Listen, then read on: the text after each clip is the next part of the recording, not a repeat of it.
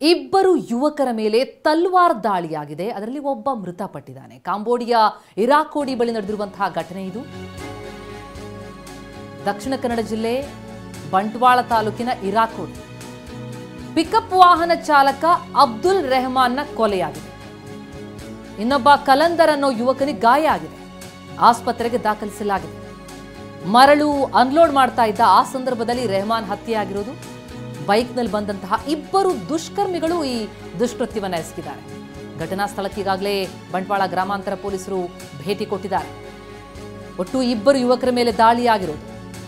ಒಬ್ಬ ಮೃತಪಟ್ಟಿದ್ದಾನೆ ರೆಹಮಾನ್. ಕಾಂಬೋಡಿಯಾ ಇರಾಕೋಡಿ ದಕ್ಷಿಣ ಕನ್ನಡ ಜಿಲ್ಲೆ ಬಂಟ್ವಾಳ ತಾಲೂಕಿನ ಇರಾಕೋಡಿಯಲ್ಲಿ ನಡೆದಿರುವಂತಹ ಘಟನೆ ಇದು.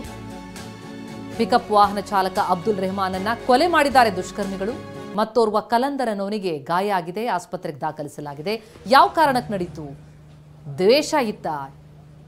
ಇದ್ರ ಬಗ್ಗೆ ಇನ್ನಷ್ಟು ಮಾಹಿತಿಗಳು ಲಭ್ಯ ಆಗಬೇಕಾಗಿದೆ. ಬೈಕ್ನಲ್ಲಿ ಇಬ್ರು ಬರ್ತಾರೆ.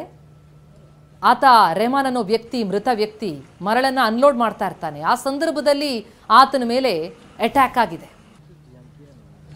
ಈ ಬಗ್ಗೆ ಏನಷ್ಟು ಡೀಟೇಲ್ಸ್ ಕೊಡ್ತಾರೆ ನಮ್ಮ ರಿಪೋರ್ಟರ್ ಪೃಥ್ವಿ ಸಂಪರ್ಕದಲ್ಲಿದ್ದಾರೆ. ಪೃಥ್ವಿ, ಏನಿದು ಘಟನೆ? ಈ ರೆಹಮಾನ್ ಮೇಲೆ ಹಲ್ಲೆ ಮಾಡಿದ್ಯಾರು? ಯಾವ ಕಾರಣಕ್ಕೆ? ಏನಾದ್ರು ಡೀಟೇಲ್ಸ್ ಇದೆಯಾ?